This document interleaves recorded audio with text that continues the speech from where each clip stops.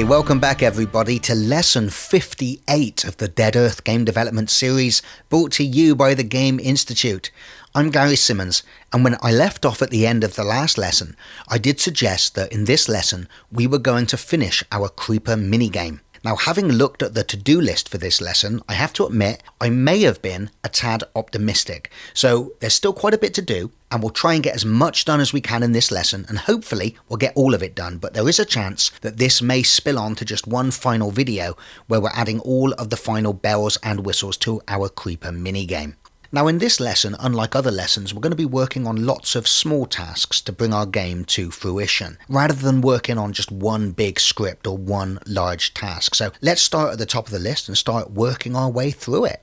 A few lessons ago, when we were developing our zombie sound system, we did leave one outstanding item unaddressed, and that was the ability for our zombie state machine to play sounds when it was in a ragdolled state, or when it was transitioning into a ragdolled state. This was an outstanding item that I said I would address later. Well, guess what? Now is later, so we have to address it. So to understand the problem, let me select Zombie Jill in the hierarchy and enable her. And then let me press play, and what I'll do is I'll creep up behind her, or at least I'll try to, and I'll shoot her in the back of the head, forcing her immediately into a ragdolled state. Now, obviously, when a zombie falls to the ground, we would like it to make some kind of death sound or pain sound, but look what happens. Nothing. Now, of course, the reason for this is that it is the animator of a zombie that is currently responsible for playing all of its sounds via the state machine behavior scripts that are on its animation states. So when we shoot a zombie and it doesn't ragdoll, we know that that triggers an animation on its hit layer, which has the zombie not only animating a kind of step back maneuver, but it also plays a sound of the zombie going, "Ah!" However, when our zombie's take damage function detects that it's not going to play an animation, but it is instead going to ragdoll the zombie, but then the animator is turned off and the zombie just falls to the floor like a sack of bones. Of course, there's nothing playing any sounds at that point, so what we want to do is update the code of our zombie state machine, so in the very specific case, when it transitions into a ragdoll, we play some kind of nice death or agonizing pain sound. Also, we need to address the issue where we shoot a zombie that is already a ragdoll on the ground. Just because it's a ragdoll, it doesn't mean it's dead yet. It may be intending to reanimate in a couple of seconds' time and get back up onto its feet. So if we imagine the zombie in this state isn't dead but is merely on the floor and stunned, it seems reasonable that if we were to go up to it and shoot it or hack it and slash it with a knife, that it would still make some small grunting or groaning sound. So that's what we're going to address. So we're going to start by creating a single audio collection that in its first bank will have some zombie pain sounds. These are going to be slightly larger pain sounds than the one it currently uses on the hit layer of its animator, because these are the pain sounds we're going to play when the zombie transitions into a ragdoll and drops onto the floor. So we want this to be a slightly more dramatic sound. In the second bank of this audio collection, we're going to store some zombie grunting and groaning sounds. These are going to be much more understated, just little ugh. These are the sounds it's going to make if it's already stunned on the floor in a ragdolled state but not dead yet and we do some damage to it. So these sounds have already been imported into our project. If I drill down into my sounds folder and then into my zombie sounds folder, you'll see there is a folder in there that we haven't used yet called Ragdoll. And in there we have a series of sounds called Ragdoll Grunts and a series of sounds called Ragdoll Hits. Now the Ragdoll Grunt sounds are the very understated sounds that we're going to put in bank 0. These are going to be the ones that will be played when the zombie is already a ragdoll on the ground, in a stunned state so to speak, and we do some additional damage to it. So it's got sounds like this. Just small grunts and groans. But in bank 1, we're going to have these ragdoll hit sounds, which are the sounds that are going to play when the zombie transitions into a ragdoll from an animated state. In other words, when it drops to the ground. These are slightly more dramatic. Okay, so let's create an audio collection with 2 banks to put these sounds in. Oh, before we do that though, let's select them all and make sure that they are properly configured via their input settings. So I'm going to force all of them to mono, and I'm going to set all of their compression formats to PCM and then click apply. Then I'm going to select my audio collections folder inside my sounds folder, and from the assets menu, choose to create a new audio collection. I'm going to call this Ragdoll Zombie Sounds.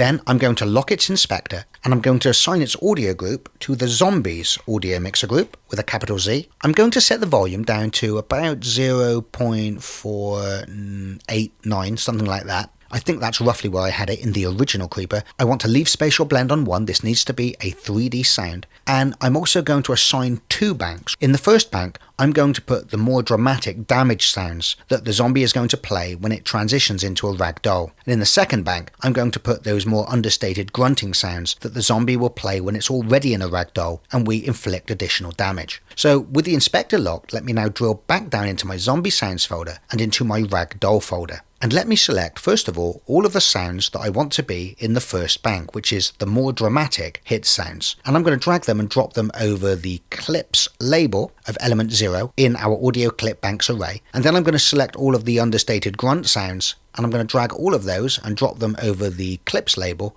of element 1 in our audio clip banks array. So our audio collection is configured and waiting for use. So now what we need to do is open up our zombie state machine and take a look at its take damage function, just so we fully understand exactly what the problem is at the moment and why we don't have any sounds when our zombie transitions into a ragdoll. So I'm going to drill down into my scripts folder and into my AI subfolder, and I'm going to open up the AI zombie state machine in MonoDevelop.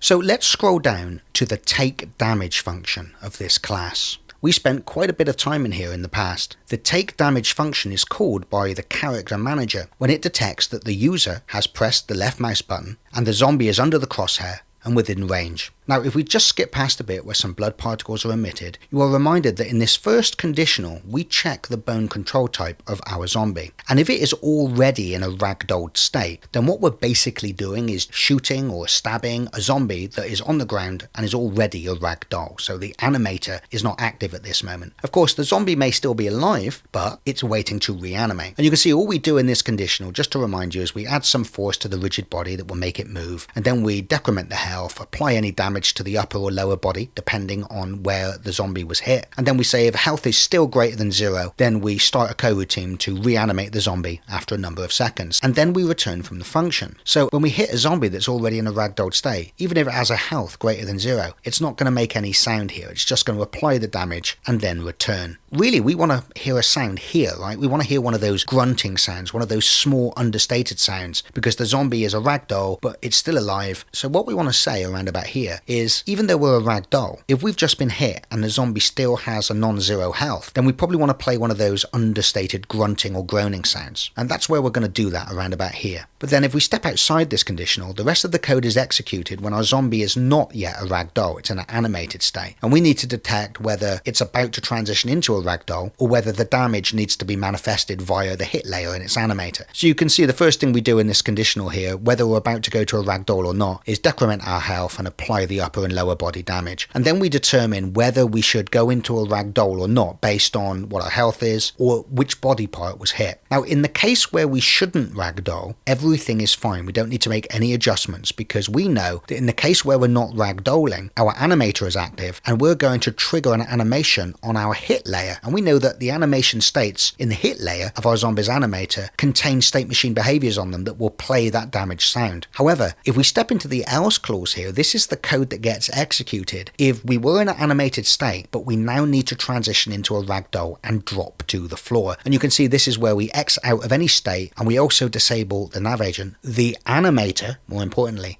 and the collider. And we also mute any layered audio source. So it's also here that we want to play a sound because the animator is disabled, and at the moment all this is going to do is just drop the zombie to the ground and start a coroutine to possibly reanimate it again in a few seconds time if it's still got some health. So around about here is where we wish to play one of those more dramatic sounds, because this is where the zombie is dramatically dropping to the ground. So that's pretty easy to do, but we're going to need to create some variables so that we have access to that audio collection. So I'm going to go up to the top where all of my inspector assigned variables are, and I think I'm going to put this underneath where we declare the screen position and the screen prefab, because they're sound related things. And I'm going to declare a serialized field of type audio collection, which I'll call ragdoll collection. And of course, in a minute, when we go back to the editor, that's where we're going to assign a reference to that ragdoll audio collection we just created. So that's the only addition additional inspector assigned variable that we need to add, but we'd still need to add one more private variable. You see, our ragdoll collection sounds are going to be played using our audio manager's one-shot system. So we want to make sure that if we shoot the zombie lots of times, when it's in a ragdolled state or just transitioning into a ragdolled state, we don't play two sounds close together from this collection so that they overlap. We discussed this before when doing the pain sounds for our FPS controller. If we play two of the sounds from this collection at the same time, it's going to sound like the zombie has two sets of vocal cords. So we're going to solve this problem exactly the way we solved it with the FPS controller's pain system. We're going to declare a private float called next ragdoll sound time, and every time we play a sound from our ragdoll collection, we will get the duration of the clip we're about to play, and we will add on to that what the current time is and store that in our ragdoll time. So this essentially tells us when the next time is that we are allowed to start making sounds again.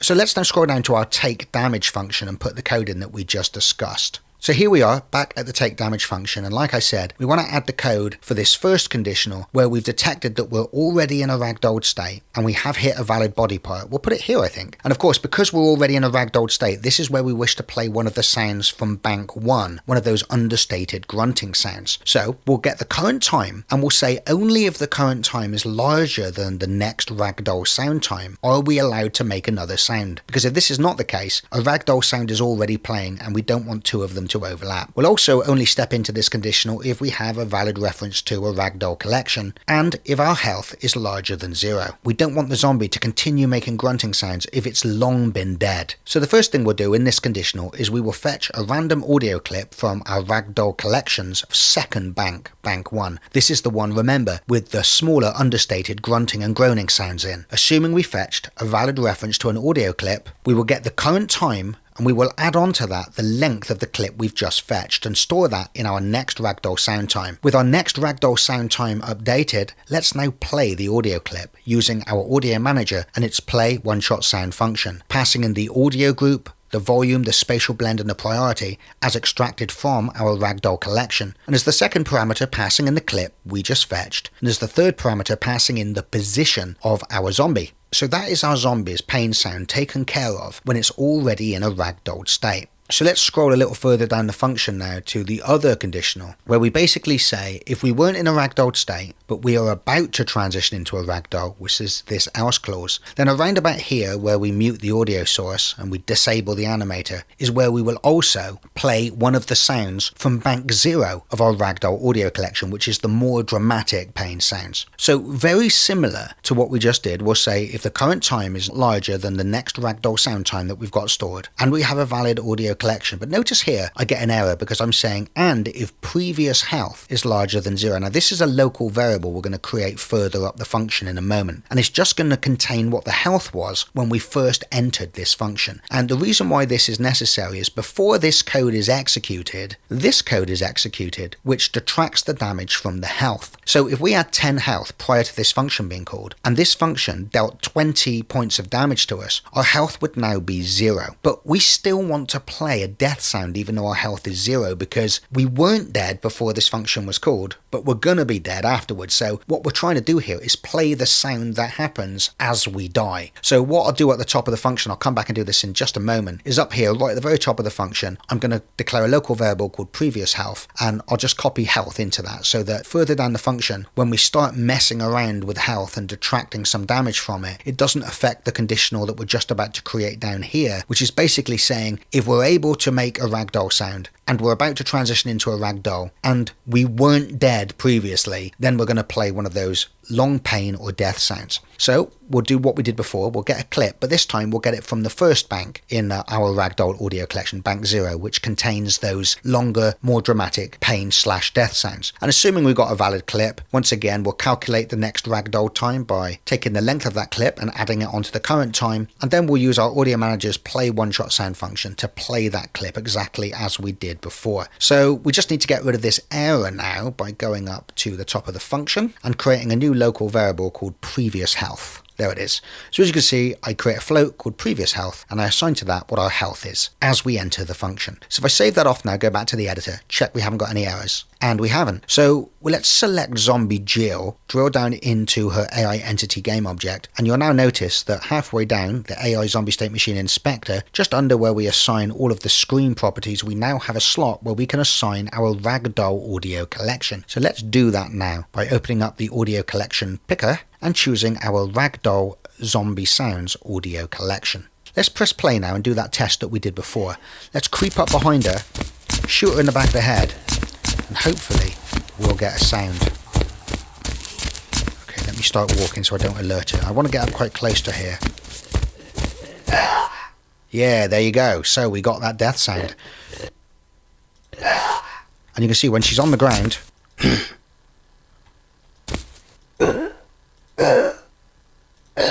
I mean, the weapon I'm using at the moment doesn't apply any force to her, which is why her body's not moving. But if it was a force weapon, you would see her sort of body's glitching a little bit. As you can see, she was forced back into a ragdoll again. She made the more dramatic sound. And again, but while she's in the ragdoll, and now I've killed her, and now she's not making any sounds at all. So that all works absolutely perfectly, and we've solved that problem. So what we need to do now, and you can do this, I'm not going to video myself doing this, but we need to go back into our zombie prefabs folder, and for each of our zombies that we've created, we need to make sure that this new ragdoll collection slot is now correctly referencing the ragdoll sounds audio collection. But I'm going to pause the video while I do that. The next thing that we have to address is in our character manager.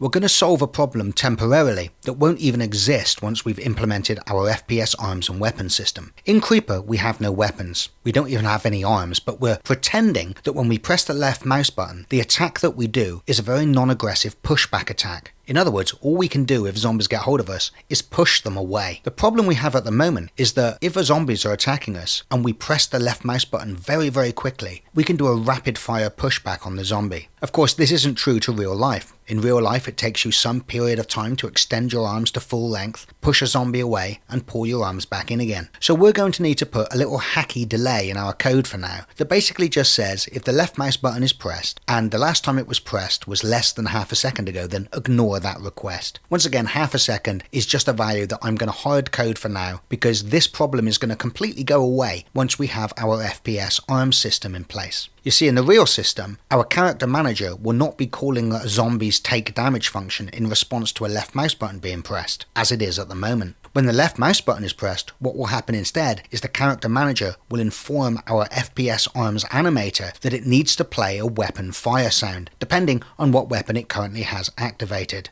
It will be an animation curve on the weapon's firing animation that will decide exactly when to inflict pain on the zombie and call its take damage function. So that's not something we have at the moment, but when the FPS arm system is in place, how quickly we can attack a zombie will entirely depend on the speed of the animation of the current weapon that we have selected. But let's fix this problem for now by opening up our character manager script and putting in a temporary delay so that our Creeper game is still quite playable. So I'm going to drill down into the FPS controller folder and I'm going to open up the character manager. I'm going to scroll down to the private variables and I'm going to declare a new private float called next attack time and set it to 0 by default. I bet you already know where this is going. So with our next attack time variable declared, let's now scroll down to our character manager's update function. And let's scroll down and find a line that checks with the input manager to see if the left mouse button is being pressed. As you can see, if it is, it immediately calls the do damage function. Remember, this is the function declared above it, which basically calls the zombie state machine's take damage function to apply the actual damage. So what we want to do is on that line in our update function that checks if the left mouse button is down, we want to say if the left mouse button down and the current time is larger than the next attack time. Then we call the do damage function. And in our do damage function, just after we've applied some damage to the zombie, we will set next attack time to the current time plus, let's just say half a second. While we're here in the take damage function, let's also make a few other tweaks that is going to simulate the fact that in Creeper we're pretending that the only weapon we have is our arms and the ability to push zombies away. So the first thing we need to change is our ray cast. As you can see at the moment, we are casting a ray 1,000 meters, a whole kilometer out in front of us, looking to see if we have hit something under the crosshair. Obviously, unless we have very, very long arms, that is not realistic. So let's actually set the length of the ray used in the raycast down to just 1 meter. So we will only be able to attack a zombie that is under the crosshair and is within a 1 meter range. If we now look down at the call to the zombie's take damage function, remember the first parameter is the point that we have hit on the zombie, and the second parameter is the direction at which we have hit the zombie from. But what's important here is the length of the ray. If the length of the ray is greater than 1, then it means this is a weapon that needs to apply force to the zombie. You can think of this as being like a sawn-off shotgun, such that when it hits the zombie, it doesn't matter whether it kills the zombie, it will always cause it to ragdoll and will blast it back by some force. We currently have the force set to 1, which basically means it's a non-force weapon, and that's exactly what we want. However, we currently have the damage being dealt to the zombie's health set at 50, and we certainly don't want that to be the case in Creeper. In fact, really, we just want this to be down at something like 1. We wish to do virtually no damage to a zombie. After all, we're saying that an attack in Creeper is nothing more than just pushing the zombie away. So let's save that off, check we haven't got any errors, and let's press play and see if this works. I'm going to maximize on play. I'm going to go and find Zombie Jill, get her to attack me. Whoa, I've got all my zombies active. Okay, didn't mean to do that, but... Uh-oh. So you can see I can't attack her now because she's... But now I can. I can only push her away. And even as I rapid fire, I can only push her away. Whoa, wow.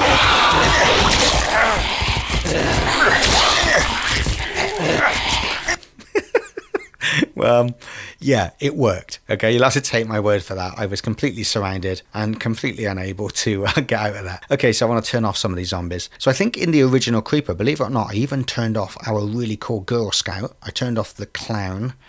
I also turned off, I believe, Citizen. I turned off Yaku and Mutant. And I just had, yeah, this cop zombie here. I had the Butcher over here. That's a dead body there, not an actual zombie, okay? I also had, yeah, this Citizen over here.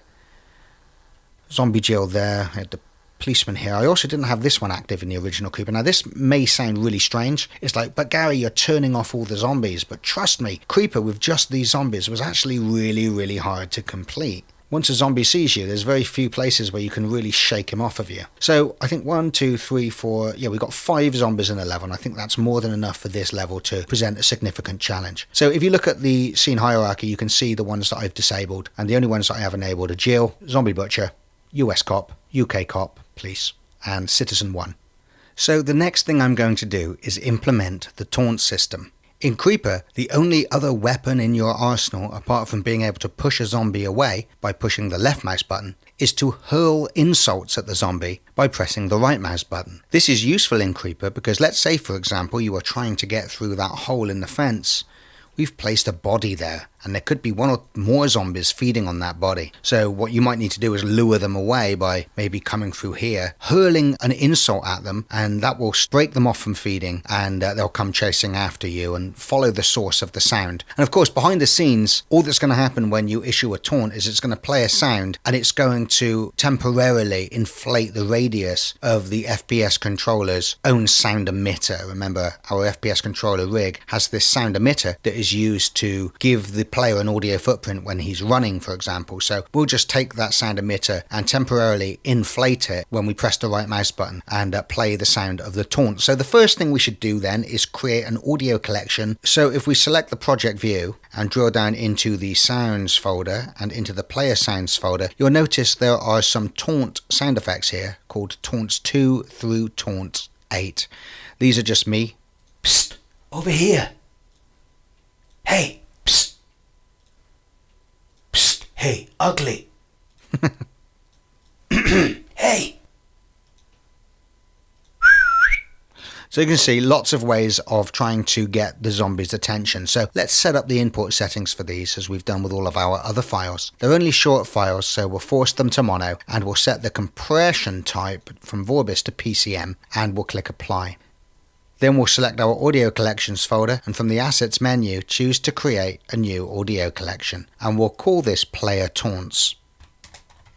Like so. Then we will assign this to the player audio group. And I'm going to set the volume down to something quite low, about 0.2. And the reason I'm going to do that is because I'm actually going to set the spatial blend of this audio collection all the way down to 0. So it's going to be a 2D sound. And the reason why I'm doing that is it's pointless really just deploying this as a 3D positional audio source, because it's going to be positioned right at the point of the audio listener. Remember, this is the player making this, and the audio listener is on the camera. So we're making the sound always right next to the camera, so we might as well just set this as a 2D sound, and we'll leave the priority at 128. And the character manager script will expect this audio collection to have only a single bank. So I will create one bank in this audio collection, and then I will multi-select my taunt sounds. Drag and drop them over the clips label in the inspector of audio clip bank 0. So we now have our audio collection set up. Let me unlock the inspector. And then what we need to do is draw down into our scripts folder, load in our character manager and add some code to that so that we can now issue taunts to the zombie. So I'm going to draw down into my scripts folder, into my FPS controller folder, and I'm going to open up the character manager in MonoDevelop.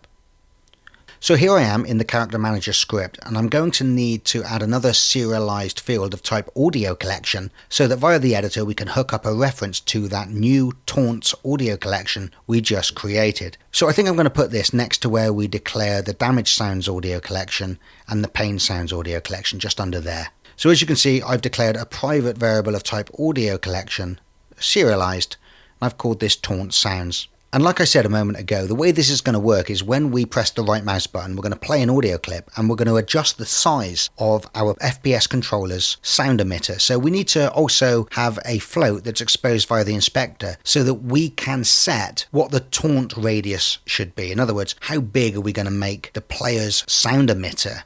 So underneath where we declare the audio collections, I will declare a private float called taunt radius, and I'll set this to 10 meters by default. We're also going to want to make sure that the player can never very quickly press the right mouse button twice and issue two taunts, such that we have two one-shot sounds playing that overlap, because that would sound unnatural because a human being only has one set of vocal cords. So just like we do with the next pain sound time, we will declare another float in our private variables block, and I'll call this next taunt time.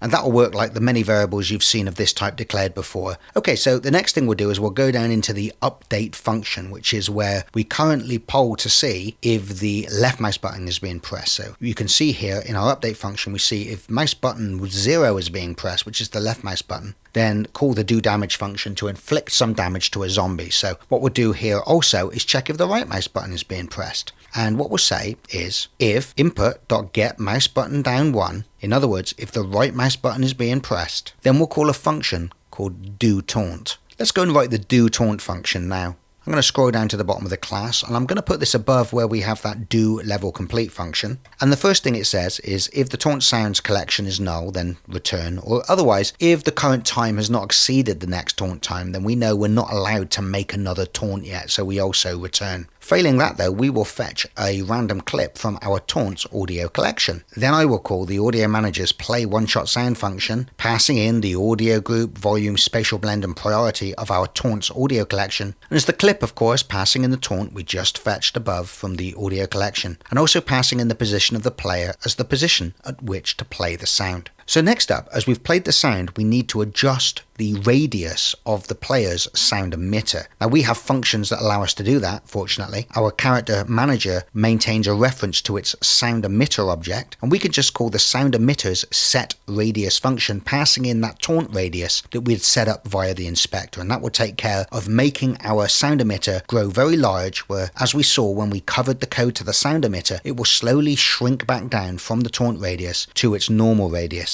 But of course, while it was large, any zombies that fell within the radius of our sound emitter will be alerted that they have an audio threat and will come to investigate the position of that sound. Finally, all we have to do is get the current time and add on to that the duration of the taunt audio clip that we're just about to play. And then we know that that is the next time that we're allowed to make another taunt. So we store that in our next taunt time variable. So the final line of this function says next taunt time equals time.time plus taunt length. And that, my friends, is our taunt system completely done. So let's save that off, go back to the editor and hook up a reference to our taunts audio collection in the FPS controller rigs inspector. So I'm going to select my FPS controller rig, and if you look at the character manager, you can now see that there is this taunt sounds member that has to be assigned an audio collection. It's currently set to none. So let's open up the audio collection picker, click on the assets tab and choose our player taunts audio collection.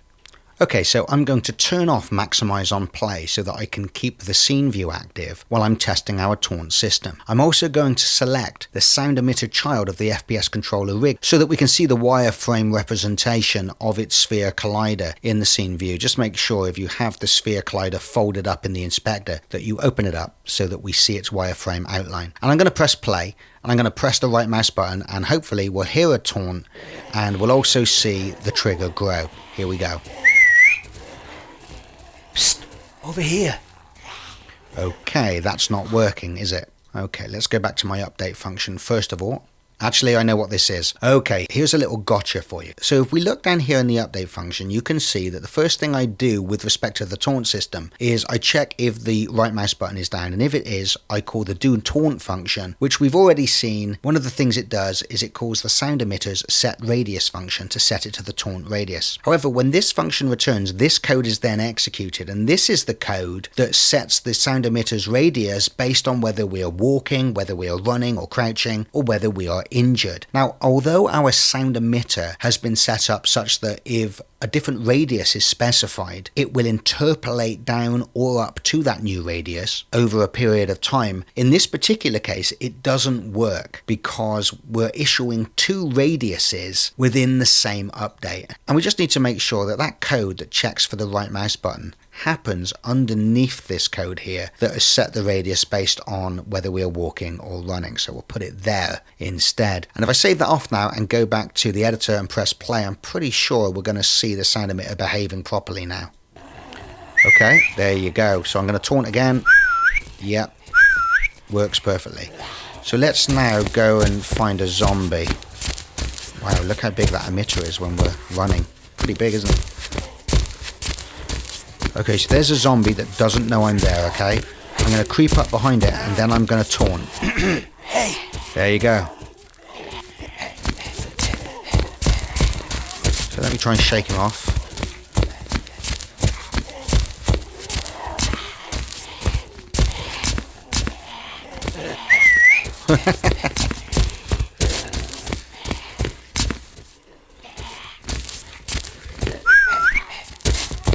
Yeah, definitely works, doesn't it? Okay, so that's our taunt system done. Cool stuff.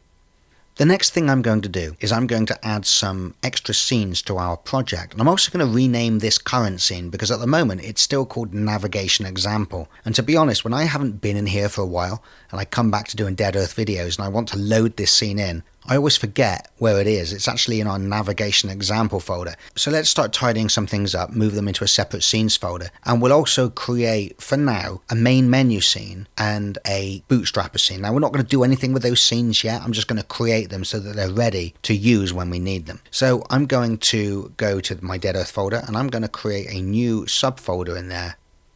And I'm going to call this Scenes. Then I'm going to open up the Navigation Example folder and I'm going to drag the Navigation Example scene, which is this scene here, from that folder into that new Scenes folder that we just created. There it is. Then I'm going to rename this thing and I'm going to call it The Game. Okay, let me save everything off a moment. Okay, so the next thing I'm going to do is create a new scene. I'm going to save this scene off and I want to save this in the Dead Earth /scenes folder and I'm going to call this Main Menu. And hit save, and then I'm going to create another scene, save that off, once again in the Dead Earth /scenes folder, and I'm going to call this Bootstrapper. Don't worry about what Bootstrapper does for now. For now I'm going to select the main menu and just put some temporary placeholder stuff there. I'm going to call up the game view and I'm going to add a new UI canvas to the scene. Actually, I'll add a text element to the scene, which will automatically add a new canvas. And I'm going to type in there main menu, so we know what that's supposed to be. This is just placeholder stuff. We're going to come back later and create the proper main menu scene. All I'm trying to do at the moment really is just make sure that when we write some functions in a minute in our application manager that loads the game scene and the main menu scene, that it's definitely working. And of course we'll know it's working because we will see main menu come up on the screen. And let me also vertically align that so it's in the middle. I think that gets the message across. Okay, so let's save that scene off, and we don't need to do anything for the Bootstrapper scene. We won't be using that yet. Okay, so going back to my project view, drilling down into the scenes folder again, I'm going to load back in the game scene. Next thing I'm going to do is open up the file menu and choose build settings.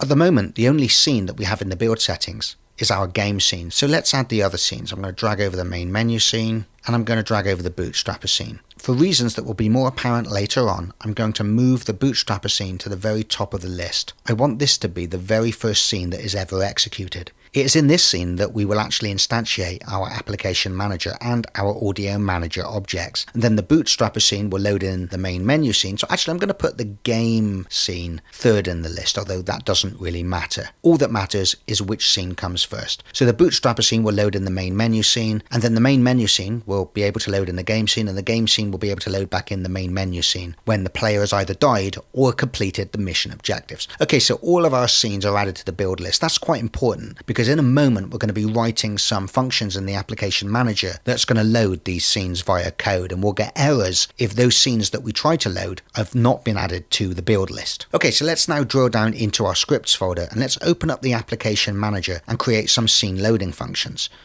So here I am in our application manager class. Now, in order to use any of Unity's scene management functions, we need to add to the top of our file using UnityEngine.SceneManagement. Okay, let's now scroll to the bottom of this very short class and let's add two functions to load the main menu scene and also to load the game scene.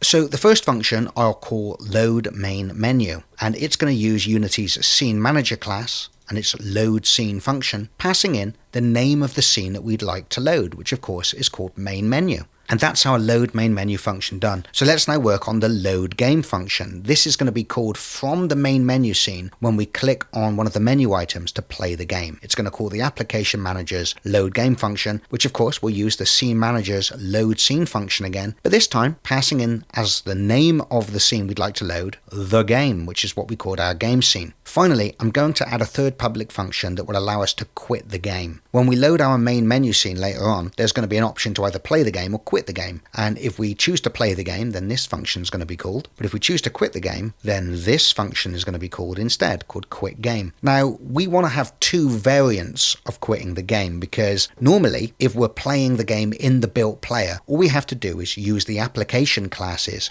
quit function. But of course that doesn't do anything in the editor. So what we have to do is detect if we're in the editor, and the quit game function has to behave differently. In the editor, it doesn't quit the application, it just exits play mode. So we can use that by using some preprocessor directives. So you can see I say if Unity editor, notice the pound sign before the if, which indicates that this is a compile time directive. So if we're in the editor, then we use the Unity editor dot editor application class, and we set its is playing boolean to false. This is literally the same as if we toggled the play button off again to come out of play mode. However, if we're not in the editor, then we instead wish to use the more traditional means of exiting the application by using the application class's quit function. But notice that this is grayed out at the moment, and that's because Unity knows that at the moment we are in the editor. This preprocessor directive is true, and therefore this is the code that will be executed whenever we're running this in the editor. But when we build our final executable in player, this is the line of code that will be executed instead, that will shut down our application and return us to the desktop. Now, I have just had one final thought actually. I thought we'd finished, but we haven't, because you will recall that our application manager allows us to specify a list of starting states where we can do things like set power to false, lockdown to true, access code to false, etc. And in the awake function, that's currently where we iterate through those states and set them in the game state dictionary. However,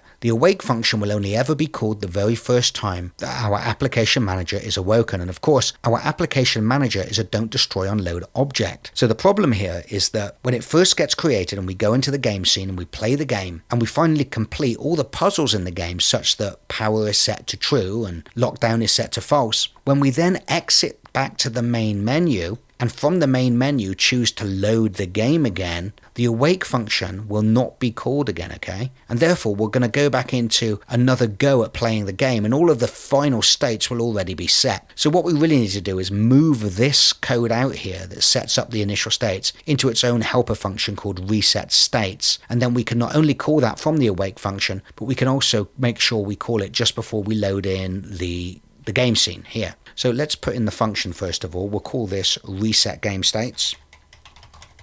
Obviously this is going to go red at the moment because we haven't created this function, but hopefully you can see what I'm doing. Before we load the game back in again from the main menu, we make sure that all of the starting states are restored in our game state dictionary. So what we'll do up here under the awake function is we will create a new void return type function called reset game states.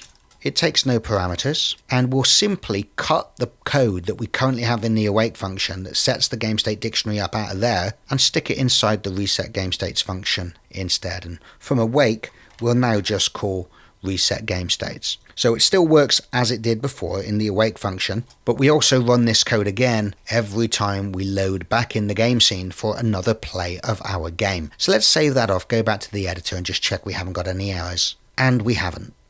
Okay, so now we have the scene loading stuff in place. Let's now go back to our character manager and scroll all the way down to that game over function that we wrote a few lessons ago. Now you will remember this is called when we get to the mission objective, and the do level complete function is called when we enter that trigger that's halfway up our elevator shaft, and that's where it says mission completed and it calls the game over function. And we said a few lessons ago when we covered the elevator sequence that this is the function we will eventually call, but we hadn't implemented it yet, but now we have. So let's uncomment that and see if it works. So what I'm going to do in order to make testing quicker, I don't want to have to go through and deactivate all the mission objectives again. So I will call up the application manager and I'll set all of those states so that power is true, lockdown is false,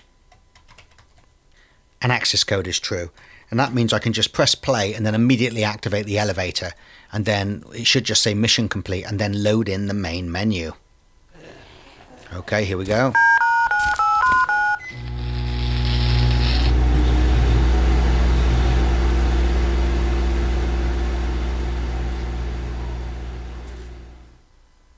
Beautiful. Okay, where's our main menu text? Why aren't I seeing it? Oh, well, it has loaded in the main menu there, but I don't understand why I'm not seeing my main menu text yet. But you can look at the top, it has loaded in the main menu. Did I forget to save the main menu scene after I put the text in? Not that it really matters, but I'm just curious. Oh God, did I add it to the Bootstrap? I added it to the Bootstrapper scene instead of the main menu scene. Okay. So just so I know what I'm doing, let's select that canvas and its text object. Let's set that to Bootstrapper so we know it's the Bootstrapper scene. And then let's save that off. And then let's go back to the main menu scene and let's add a UI canvas to that as well. Actually a text object which automatically adds the UI canvas. And we'll put main menu in there this time. Let's call up the game view so I can see what's happening. We'll make this a big piece of text right in your face. We'll horizontally and vertically center it. We will ramp up the font size like that, and then we'll save that off and we'll run that test again by loading back in the game scene, pressing play, activating our elevator, and just check it is definitely going to the main menu scene.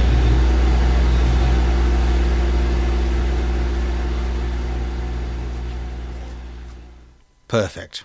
Okay, so at the moment in our character manager, we do have that do level complete function when we get up the elevator shaft and all of our mission objectives are complete and that ends the game. What we don't have at the moment is a do death function so that when the zombies are attacking us and our health drops to 0, that the game also ends that way and we go back to the main menu scene. So let's implement that now. So in our character manager, It is the take damage function that actually deals damage to our player. Let's scroll up and find it. Here it is. As you can see, this is where some amount gets taken away from our health. Our drag multiplier gets updated. Our camera blood effect gets its settings tweaked, and we play a pain sound. So it's towards the bottom of this function really that we should test what the value of our health is, and I'll say if it's less than equal to 0, then we're going to call a function called doDeath. Now we haven't written the doDeath function, so let's scroll down to the bottom of the class again, where we have the doTaunt and the doLevelComplete function, and underneath that we will write the doDeath function, which is going to be very similar. It's still going to call the game over function, which will of course enable the cursor and take us back to the main menu, but of course it will say something different on the player HUD.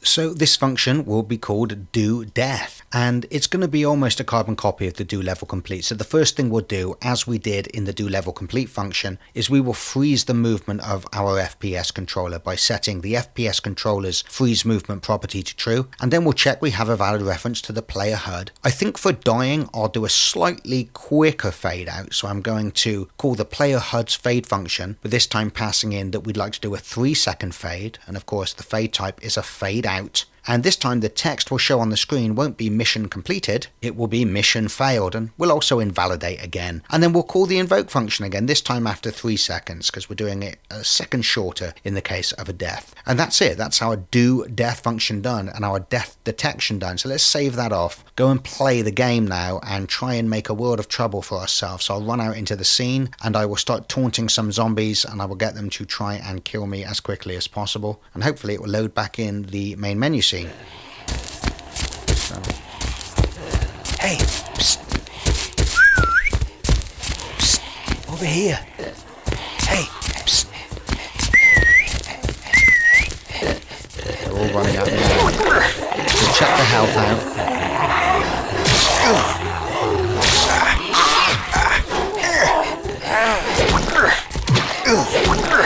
Nearly there.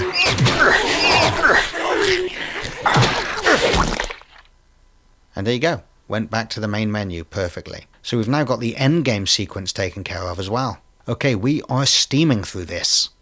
So next up, let's create the cool skybox for our level, because the sky looks a bit bland in our game at the moment. So selecting the project tab, I'm going to drill down into the materials folder, which is here, and I'm going to create a new material. And I'm going to call this Skybox. With the Skybox material selected, I can see it's currently using the standard shader. Unity ships with some specialized Skybox shaders, so I want to use one of those. And as I currently have my Skybox textures organized as 6 separate textures, I want to use the Skybox 6-sided shader, like so. As you can see, this has now given me 6 slots at which to assign the textures of my Skybox. The front, the back, the left, the right, the up, and the down textures. So let's lock the inspector. Let's now drill down into our textures folder, because we imported some textures for this quite some time ago, and here they are. And you can see after the name Night Sky, you can see BK stands for back, DN for down, FT for front. So let's drag these over into their respective slots in the material. So Night Sky FT goes into the front, Night Sky BK goes into the back, Night Sky LF goes into the left, Night Sky RT goes into the right, Night Sky Up of course goes into up, and Night Sky DN goes into down. And if you look in the preview now, we can see what our skybox looks like. Before we do any tweaking of this material, let's call up the lighting window and assign this skybox material as the skybox to use for this scene. So from the window menu, I'm going to call up lighting and settings. The skybox material is currently set to default skybox. Let's set it to our new skybox. Let's also turn on skybox drawing in the scene view. Hey, look at that. And also look at it in the game view. In the game view, we can't see it yet, and that's because we need to make a change to our camera. So let's open up our FPS controller rig, select our FPS camera.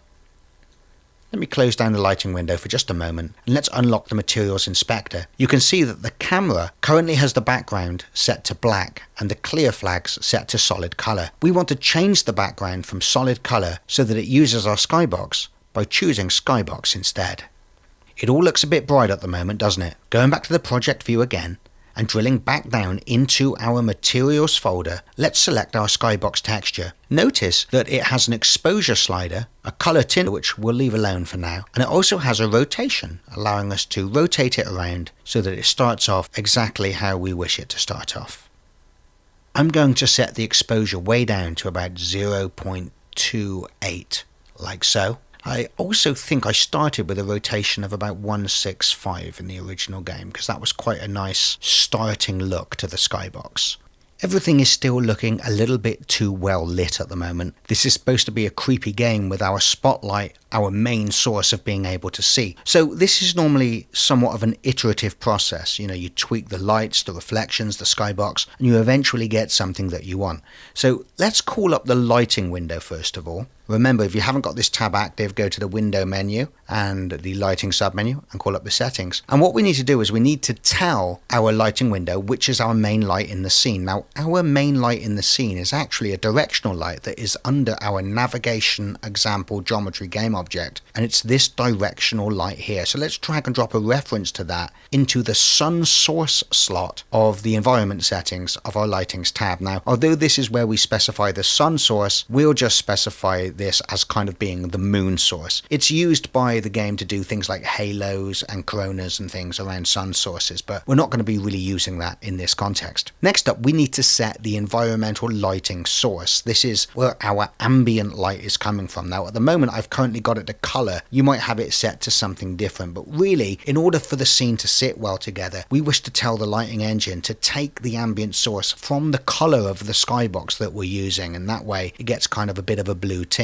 So under the environmental lighting section, from the source drop down, choose skybox. Now, if you've just done what I've done, you might see something totally different. You might see your level completely whiting out. And if it has, don't worry about it. Just go down to the bottom of the lighting tab and click the button that says generate lighting, and that will put everything right. Now, we don't want too much of the environmental lighting. Ambient light should be very, very slight. So I'll start with something about halfway. That's going to be way, way, way too much. But I'm just starting off that way so that I can configure this iteratively. Now, the next thing I'm going to do is selecting my FPS controller rig in the scene hierarchy. I'm going to turn off its spotlight for the time being because it may be affecting what I see in the game view. And I think what's happening is our directional light, our main directional light is way too bright at the moment. So let's bring that down to something like 0.88. Remember, this is supposed to be a dark game. Actually, I'm going to go for, I'll go for 0.73. Now, the shadows are looking more faded, which is what we would expect. But what we probably need to do is bring down that skybox lighting more now. So reselecting the lighting tab again, I'm going to start to drop that down to quite a low amount, something like 0.3.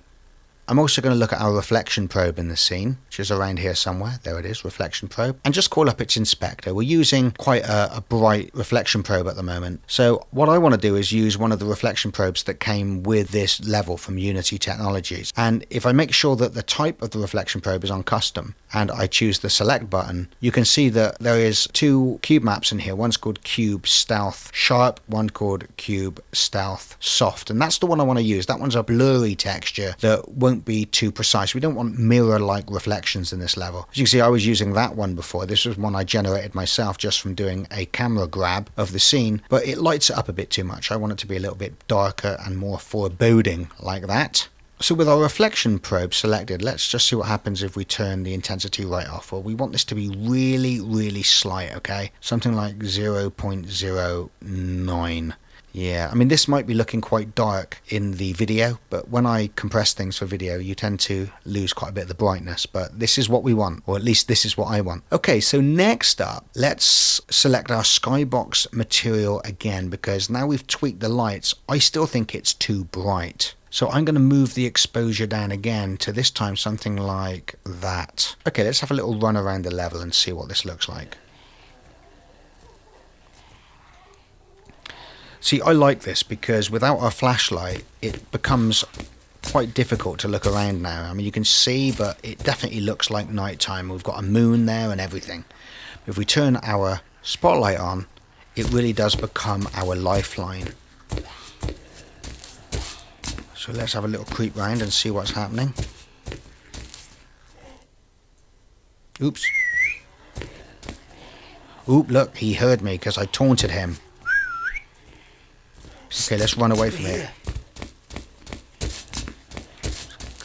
So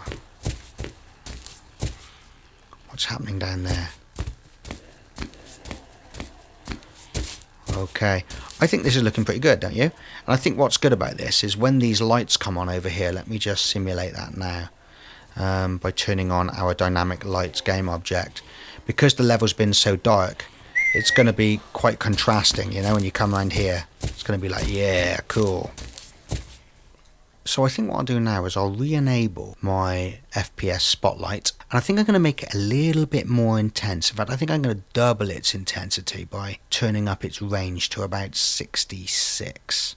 And I might, to make it a little bit more claustrophobic, just bring in the spot angle a little bit more down to about 66. Let's see what that's like.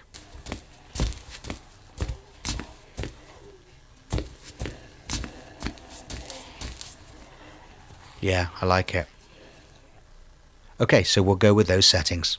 Now, one of the things that I did in Creeper, because you have no weapons, so I want to make the spotlight a little more forgiving. So I'm going to make the box collider on the spotlight a little bit shorter so that whenever we turn it on, we're not attracting zombies to us. Only if we get right up behind a zombie will the zombie sort of see it as a threat. And I think that makes sense in a game where we have no weapons. The spotlight's your only way of getting around the level and seeing what's going on. So I'm going to alter the Z size of our box collider from 14 down to 8. And I'm going to move the Z position to 4 to offset that. So it now starts back at our FPS controller again. And that means our flashlight will be much more forgiving now. I think the other thing I'm going to do, because we have no weapons in Creeper, is I'm going to select the FPS controller rig. And in its character manager, I'm also going to tweak the sound emitter radius for when we're running and the landing radius. So at the moment, when we're running, we actually have a 7-meter radius sphere around us. I'm actually going to knock that down to just over half of that to a 4-meter radius. And I'll knock back the landing radius, which is when we jump, which isn't really an issue in Creeper, nothing to jump off of. I'll set that down to 7. You know, once again, for the same reasons, it's like one of the only weapons you've got in Creeper is running away, so I don't want to cripple them too much. And I'm going to set stamina depletion. I've got it turned right down at the moment so that I was able to run around the level without losing all my stamina. But I think I will set this to 3 per second. That seems fair. Okay, so I did say in the last lesson that one of the things we were going to add to this level was a animating skybox, a skybox that rotates. Now, in Creeper, I eventually ended up not using this. However, what we will do is write the script and test it here, because I have found that a rotational skybox script is really cool in other games, such as in the Dead Earth City scene when we're out in the city and we have a cloudy sky, and also in GI Racing, another game that I created for Game Institute. Having the sky rotate as you were driving around the track actually looked really cool and made the scene have much more depth and more realistic. So we're going to create that script now anyway, and if we decide to use it or not, who cares? It's now another script in your arsenal to make things in your scene move. So in the project tab, I'm going to drill down into my scripts folder and into my utility folder, and I'm going to create a new C# script, and I'm going to call this Rotating Sky. Then I'm going to open up this script in MonoDevelop. Let's move the curly brace down onto the next line, and for now I'll delete the start and update functions. We will add them as and when we need them. So this script is going to animate the rotation property of our skybox material. Therefore, as it's animating material, it really doesn't matter on which game object in our scene we add this script. We only ever want to add one of them per material. In other words, we wouldn't want 2 rotating sky scripts trying to rotate the same sky material, but we can put this on any game object we want, and I'll probably put it on my game scene manager as it's kind of a scene level thing. So we need to serialize 2 inspector variables. The first one is going to be the material that we wish to animate, so I'll serialize a variable of type material called sky material. And I'll also want to know how fast we wish to rotate it in degrees per second. So I'll declare another serialized protected float, which I've called speed, and set to 1 degree per second by default. We're also going to need to keep track privately of what the current angle of the skybox is, and we're also going to want to record what the initial rotation of the material was. Now remember, in Unity, one of the reasons we created the material controller class was so that when we made changes to a material, either manually in the editor or via script, at runtime, we were able to reset those changes back when we exited play mode. Now, our material controller doesn't support the very specialized skybox material that has a rotation property. Of course, we could make it if we wanted to, but it hardly seems that our material controller needs that ability, as we generally only have one skybox material in the scene. So what we'll do in this script instead is, when it's enabled, we'll grab what the current rotation was at startup and store it in a backup variable, and then when it's disabled, in other words, when the scene is destroyed, we'll restore that original rotation value back into the material. So it doesn't matter how much we've altered the rotation of the material whilst animating it. So in order to make that come to fruition, I need two protected variables. The first one is a float, which will keep track of the current angle. So this will be something that is animated each frame, but we'll also declare a protected float called original angle that we'll use to record what the angle was in the material as we entered play mode, so that we can restore it as we exit play mode. So we'll create an onEnable function where we can fetch that original angle from the material. So I'll say, assuming we have a valid reference to this sky material, which we're going to hook up via the editor in a minute, then we will use the sky material's get float function and tell it that we wish it to retrieve a shader variable called rotation with a capital R and an underscore. That's what the variable name is called in the shader for the sky material. And we store this in our original angle. And of course, we need an onDisable function so that we can restore that back afterwards. So you can see I say, if we have a valid sky material, then sky material set float, passing in the original angle. Then we have the update function, and in the update function I first check that we have a valid reference to a sky material, and if we don't, then I return. I need to increment or decrement according to whether our speed member is a positive or a negative value. So you can see I say angle equals angle plus speed times time dot delta time. So basically we're taking our speed, whether it's a negative or a positive number, and we're turning that into a negative or positive degree rotation per second, and then we're adding that onto our current angle. And we say if the angle is larger than 360, then just wrap it around again by subtracting 360 from it. Okay, so if angle was 370, subtracting 360 from it means that it would wrap around to 10 degrees. And we need to do the same in the other direction. So we'll say if angle is smaller than 0, then add 360 onto our angle.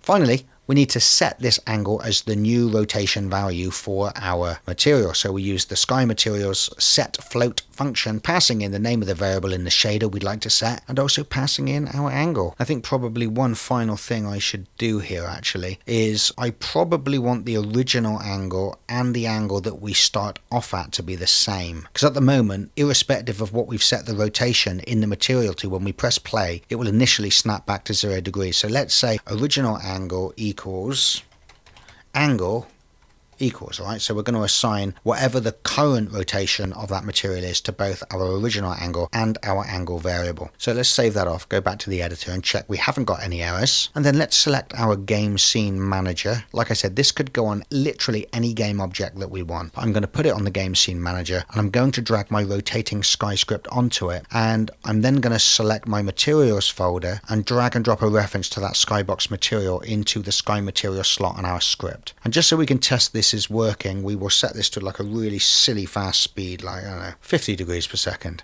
And I think what I'm going to do actually, just so we can test this is working really easy in this subtle environment, is I will temporarily, I've got the color on 81, 81, 81, I'll temporarily boost it up to white so we can see it really well. And then I'll press play and hopefully it rotates. It certainly does do that, doesn't it? Okay, so let's select our game scene manager again and set it down to a much more subtle rotation speed, like 5 degrees per second. I think that would still be too much for a cloudy sky, so let's actually put it at 1 degree per second. See, now that would be a really cool setting, right? If you had a cloudy sky. Now the reason I don't use it in Creeper is, look, I mean, our skybox in this particular instance has mountains on it. And we can also see some seams there in our skybox between the textures, so we'll fix that in a moment. Do you notice those seams there? Need to get rid of those. But yeah, it looks silly obviously having our mountains move, so that is why I don't actually use the rotating sky in this particular scene. But this is really cool. Like I said, I use it in GI Racing on all of the daytime scenes to have all the clouds animate, and but I will remove this script, but you now have that script if you want it. So what we need to do now is we need to fix the fact that where our textures meet, they seem to have seams, and that's easy to fix. When we import textures that are used for skyboxes, we need to just set the import settings a little bit different. So let's drill down into our textures folder and let's select all of our textures if we can. And one of the things that you'll notice is wrap mode is set to repeat. And that's not what we want. What basically happens with repeating textures is if the coordinate runs over the 0 to 1 range slightly, it starts to tile. Now, that's the last thing you want in a skybox, because floating point inaccuracies being what they are, the edges of the skybox will never meet up exactly at 0 and 1. So what we were seeing with that little light line where the textures met was that one of the textures was slightly going over the 1.0 range for the UV coordinate, and it was wrapping back around to 0 again. And obviously when it's sampled from 0, that's the other side of the texture, which was obviously much lighter and of course didn't match up perfectly with the texture it was supposed to be joining to. So an easy fix from wrap mode, we just have to choose clamp. Let's click apply again. Let's run this and we should see there are no seams in our skybox anymore. None at all. Good stuff. So let's put our material back to what it was. Let's select our skybox material, call up the game view, and put it down to about 81, we said it was, wasn't it? Something like that. Yep, looks good to me. And now we're going to do our title screen, or our main menu scene. So let's drill down into that scenes folder we created. Let's save off the current scene with all of its changes, and let's load in our main menu scene. And wow, let's do something with this. So the first thing I want you to do is select the main camera in the scene and set the Y position to 1.1 and the Z position to -9.42. This may seem somewhat arbitrary, and you'd be right, but these are the settings that I ended up with when I created the title screen for my Creeper prototype. So I'm just copying those settings exactly, so I don't waste too much time lining up the camera and the zombie as they were in the original game. The next thing I want to do is select my project view and drill down into my models folder and my Mixamo characters folder. And there's a zombie in there called War Zombie F. Pedrizo. It's this guy here, this dude. So let's drag an instance of him into the scene. Select back the game view. As you can see, he's way too far away from the camera at the moment. So I'm going to set the X position to 0, the Y position to -0.53, and the Z position to -7.84, I think it was. Okay, we're getting there. For now, actually, let me put the aspect ratio of the game view into 16:9. I'm going to want to rotate this guy around a little bit so he's facing us. So I'll rotate him around about 180 degrees. Next up, I want to delete that horrible main menu text from the screen. So I'm just going to delete that canvas that we temporarily added earlier in this lesson. We will want a UI canvas in this scene and some UI elements, but I'll add them as and when I need them. Next up, I'm going to call up the lighting window by going to the Windows menu, Lighting, and choosing Settings. I want to assign this our skybox that we use in our main game scene. I'll type in skybox to do a search as I have so many materials. There it is. I'm going to turn up the intensity multiplier of the environmental lighting all the way up to full blast. I've also set the intensity multiplier of the environmental reflections up to full blast as well. Let's turn off real-time lighting, mixed lighting, and auto-generate lighting from the debug settings. And let's also assign our directional light as the sun source for this scene. Let's now close down the lighting window and let's do something with this directional light. The direction of it doesn't actually look too bad, at 50 on the X and -30 on the Y, but the color and intensities are way off. I want to set the color to a purpley blue color. Something like that. You can type this in exactly if you want exactly the same color as me for your light. The light's probably still a bit intense, so let's turn the intensity down a bit to something like 0.74. That looks better. I actually think a little earlier on, when I tweaked with the intensity of my skybox, may have gone a little bit over the top and perhaps made it a little bit too dark. Let's maximize the window. Yeah, I think so. So I'm going to tweak it a little bit more by going to the project view, going into my materials folder, selecting the skybox, and I'm going to put the intensity up to 0.24, like so. I may have to go back to the main game scene in a minute and do a final tweak to the directional lighting in that scene, but like I said, it's an iterative process. We want this zombie to animate, so we're going to need to create an animator controller for it. So I'm going to select my animator controllers folder, right click, and choose to create a new animator controller. I'm going to call this main menu zombie. like so. With the main menu zombie selected, open up the Animator tab. If you haven't got the Animator tab open, then go to the window menu and choose Animator, not Animation. We need to find an animation to play in here. I want a nice idle animation. So in my animations folder, I'm going to open that up and drill down into the motion capture online folder where there is this really cool idle animation here. So let's open up that FBX file and drag out the Zombie Idle 1 animation and drop it into our animator. Because it's the only animation state that we've added to this controller, it's also the default state and should start playing immediately. So let's now select our animator controllers folder and then select our war zombie in the scene hierarchy. And let's drag and drop that main menu zombie controller into the controller field of the animator component on that game object. Let's now press play and see if it animates correctly.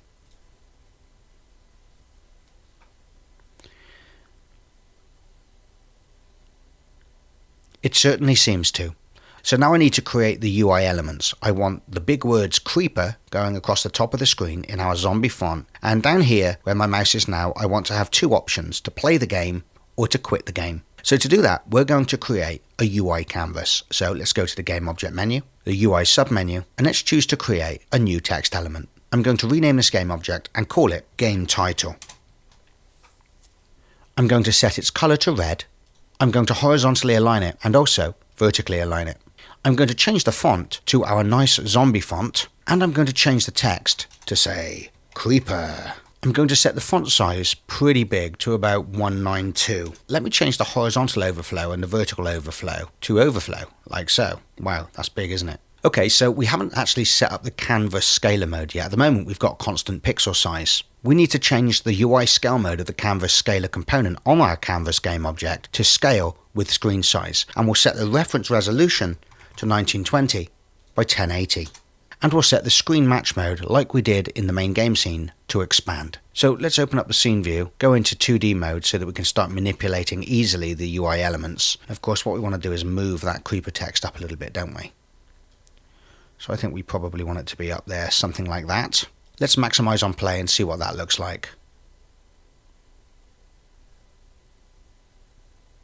Looks pretty good. I've just remembered that I did use the rotational skybox script in Creeper, but not in the main game. I used it to create a kind of parallax effect on the title screen. So let's do that now. I'm going to add this script to my main camera. It really doesn't matter which game object we add our rotational skybox script to. So there you go, I'm adding rotating sky, and I need to assign it our skybox material.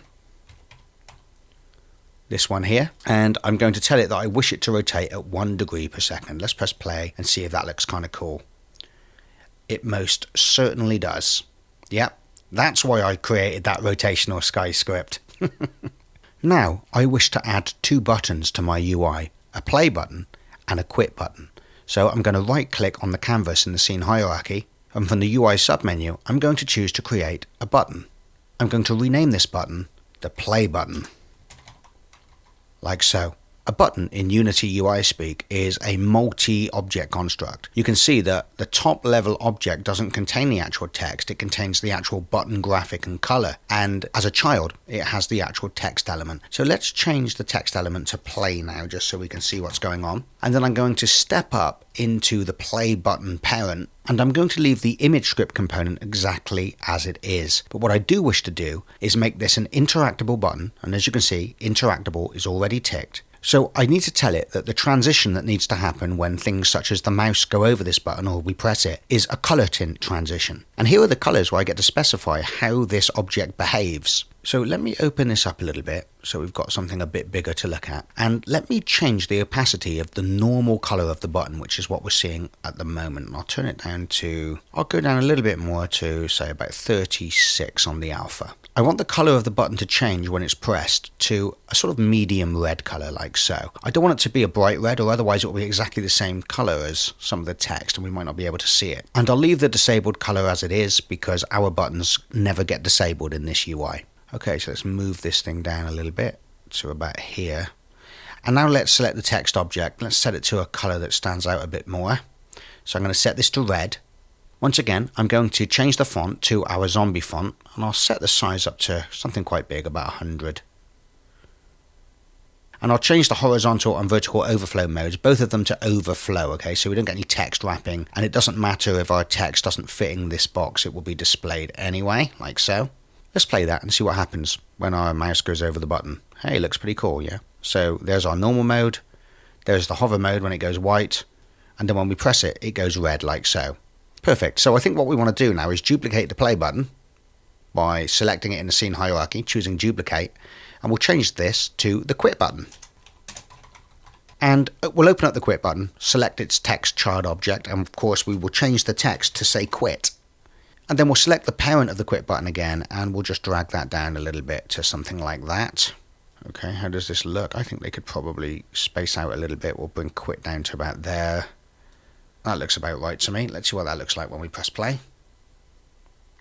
Beautiful. So now we need to make these buttons do something. Fortunately, that is really easy using Unity's Retain Mode UI, because we know that we have functions in our application manager that loads the main game scene and also that quits the application. So we just need to tell the UI to call one of the functions on one of the mono behaviors on one of the objects. Now, at the moment, our application manager is in our game scene. It isn't in this scene. And we spoke about this earlier, that eventually the application manager and the audio manager will actually be instantiated in a Bootstrapper scene. But for now, we want them to be in this scene. So what we'll do, and this has been long overdue to be honest, we will call up the project view, we will drill down into our scenes folder, and we'll load in the game scene. With the game scene loaded in, what I want to do is make prefabs of my application manager and my audio manager, because I want to delete them from this scene now and then drop them into the main menu scene instead. So I'm going to open up my Dead Earth folder and close up my animations folder, and I'm looking for my prefabs folder. There it is. I will start by selecting the application manager here, and I will drag a copy of that into my prefabs folder to make a prefab of it. And we'll also do the same for the audio manager, making a prefab of that. Then I will select the application manager and delete it from our game scene. Then I will select the audio manager and delete that from the game scene too. I'm now going to save the scene, go back to my scenes folder and load back in the main menu scene. Then I'm going to go to my prefabs folder once again, and I'm going to drag an instance of the application manager into the scene and also of our audio manager into the scene as well. Now that we have the application manager in the scene, we can tell the buttons of our UI to call functions of the application manager. And we know that we already have the load game function and the quit function. So let's hook them up. I'll start with the play button first. So I'll select the play button. And if you look underneath the button component on the play button game object, you'll see there is a list called onClick, and it's currently empty. And this is where we get to list some handlers. In other words, functions that should be called on various objects in the scene when this button is clicked. So let's click the plus sign to add a handler. And then we need to tell it which game object in the scene has the function in one of its scripts that we would like to call. So I'm going to drag over my application manager and drop it in the object slot there. Now that we've assigned the application manager game object, there is a list of functions that we can choose from. Currently it's set to no function, and it first of all lists the components on this game object that might have functions that we wish to call. Of course, the mono behavior we're interested in talking to is our application manager, and we wish it to call the load game function. There you go. When we click this button now, it should automatically load our game scene. Should we try it? Why not? Okay, you ready? I'm clicking the button now. Perfect. Notice how we still have sounds in the game scene even though we deleted the audio manager. That's because the audio manager and the application manager are do not destroy on load objects, which means even though they were instantiated in the menu scene, they still survive the scene load into the main game scene and back again into the main menu. Okay, so let's now hook up our quit button. So I'll select the quit button parent, and in its onClick handler list, I will add a new function callback. I will once again drag over the application manager as the game object that we wish to call a function on. And then from the function list, I will tell it it's the application manager behavior that we wish to talk to. And this time it's the quit game function that we wish to call when this button is pressed. So let's press the play button now and see if the quit button works. And of course, when we quit in the editor, all that happens is we actually exit play mode. Whereas when we quit in the built.exe, we'll actually be returned to the desktop of the OS. So let's press play, and let's choose to quit the game. Hey, it all works. Our main menu scene is almost done. The next thing I want to do is add some background music to our game. Not just the main menu scene, but also the main game scene. So what I'm going to do is select my audio manager, and I'm going to add an audio source to it here. I want this audio clip to be assigned to the music mixer group, which we've already defined. Of course, I want this to play on awake, and I also want the music to loop. I also want the volume to be really, really quiet. It's just background music, and we don't want it to destroy the ambience of the game, but we want it to add to it. So I'm going to set the volume to something really, really low, like 0.036, and I'm going to leave the spatial blend down at 0, which means the music is two-dimensional. Obviously, we don't want to have 3D positional music. So now we need to find a music clip to assign to the audio clip property of this audio source. And fortunately, if we call up the project view, drill down into our sounds folder, I have just the very thing that we need. So in the sounds folder, you'll see that there is some music in here called horror music. Let's have a listen to it.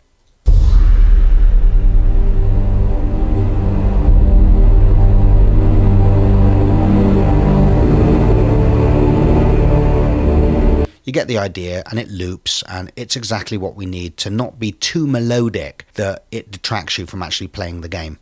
As this is quite a long music file, 1 minute and 26 seconds, we will use Vorbis compression for this and choose to decompress on load. And I'll set the quality down to, I don't know, about 90. Give it a bit of compression. We don't want to force this to mono, okay? This is 2D music that absolutely should be stereo. So that's all of the settings set for that. So let's click apply. Now let's select our audio manager and let's drag and drop that horror music audio clip into the audio clip property of our audio source. Press play, and then I'll go into the game as well. And we should hear that music playing.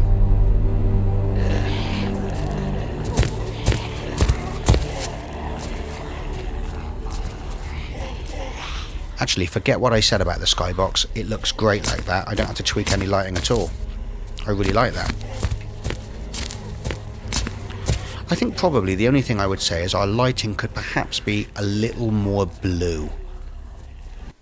But we'll tweak that at the very end. Okay, the last thing I want to do to our UI HUD is the most important. This is where I put my copyright message on it, because let's face it, the only reason any of us are programming is because we just want to see our name in lights. So I'm going to create finally one last UI element of type text, and I'll call this copyright. And I'm going to leave the font at Arial. I'll set the font size up to about 24. Wants to be quite small. And what I'm going to put in there is, actually I'll put 2018 in there now, not 2017. Copyright 2018. Game Institute Limited. All rights reserved. And then I'll put this up to white, and I'll also center align this horizontally and also vertically align it. And then let me just drag its box out so I can see what's going on here. There you go. And then I will drag it down into the bottom corner of the screen, something like that. But the white does look a bit stark, so I think what I'll do is I will select the color picker for this text and I'll make it slightly transparent, something like that. Now, one of the things I haven't done yet is I haven't set up the anchors for these UI elements so that the Unity system knows how to resize them how I want them. So if I put this into free aspect at the moment and do some crazy things with the proportions of the screen, it sort of stays centered, and that's not what we want. So I'm going to have to mess around a little bit and set up some anchors for these elements. So I'll call up scene view, go into 2D mode so I can see what's going on. And we just want to really map out how we want these anchors to be in relation to the screen. So move that up to about there. Let's try that there, see what that does.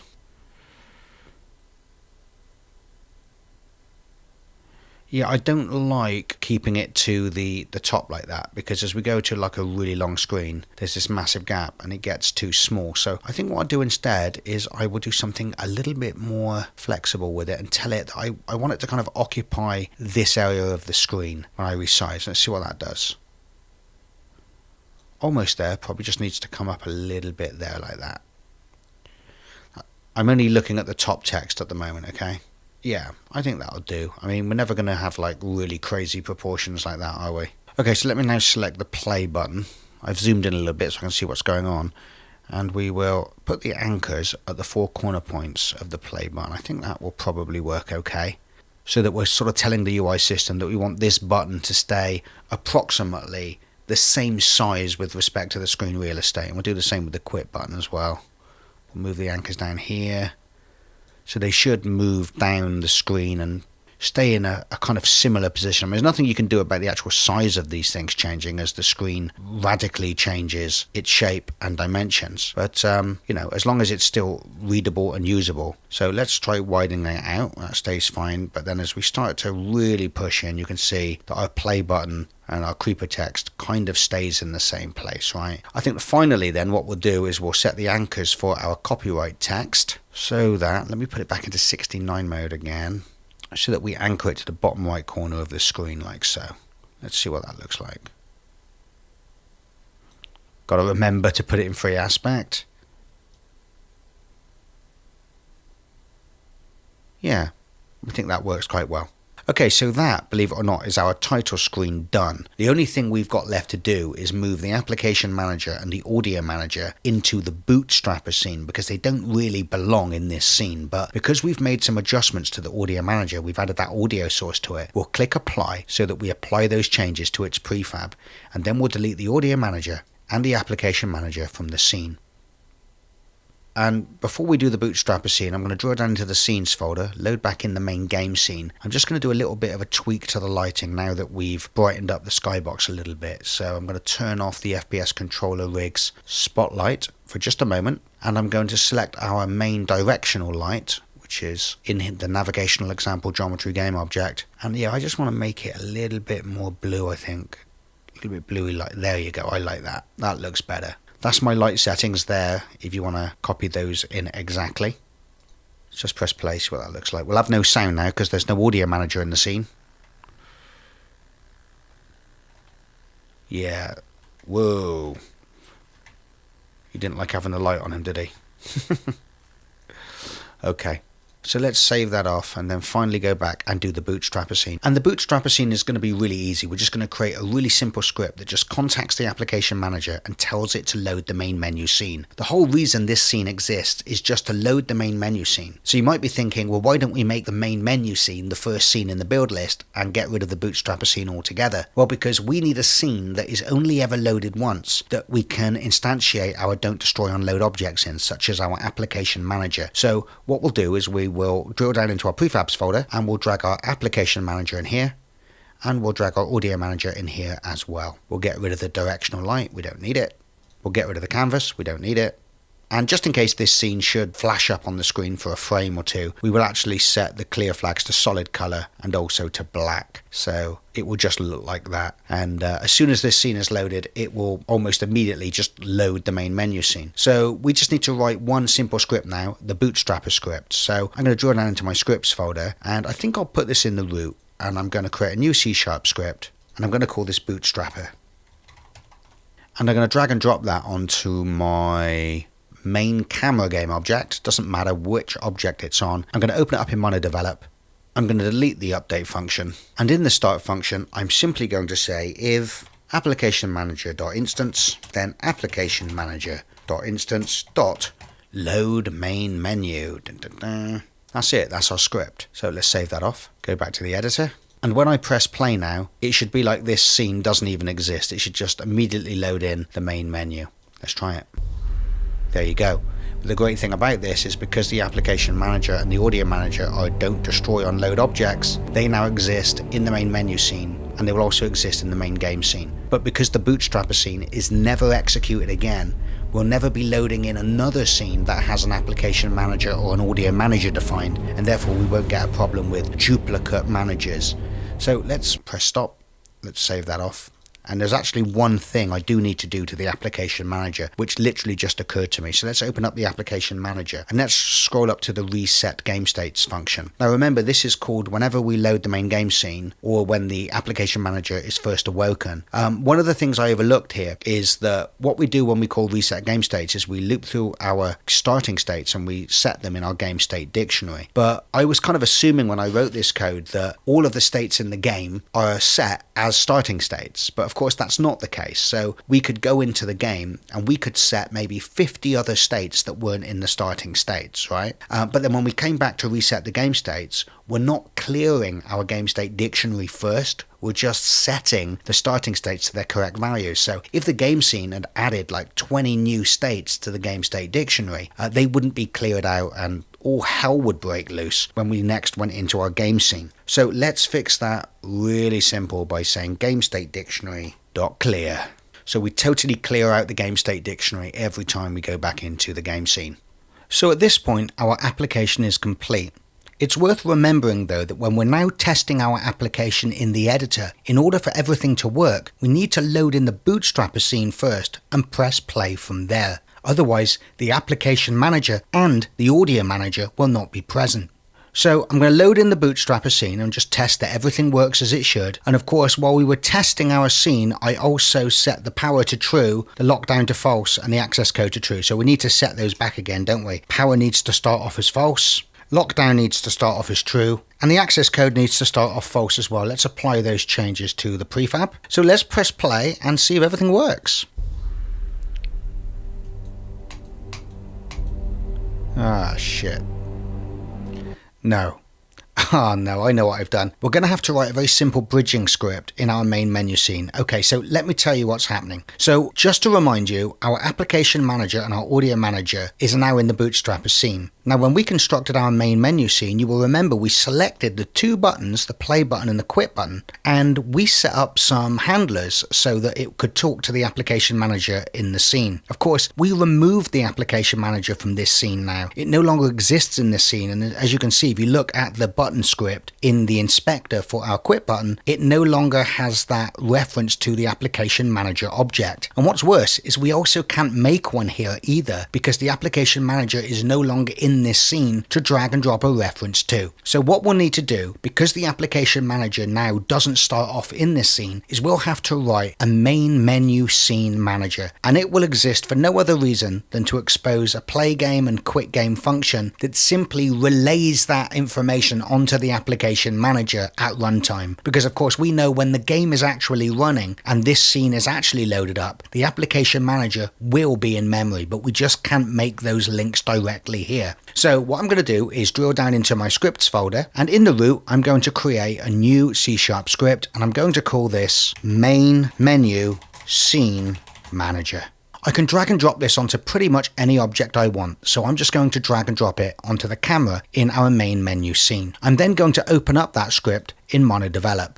I'm going to delete the start and the update functions, I don't need them. So here's the load game function, and here's the quit game function. And in the load game function, we'll simply say if application manager.instance, then we will call the application manager's load game function. So we're literally just piping through the request to the load game function that we were calling before, but we just can no longer make that direct connection by drag and dropping the application manager function via the UI. And of course, we'll do the same here. We'll just copy and paste this. So we'll copy that, paste it into the quit game function. And of course, this time we'll call quit game instead.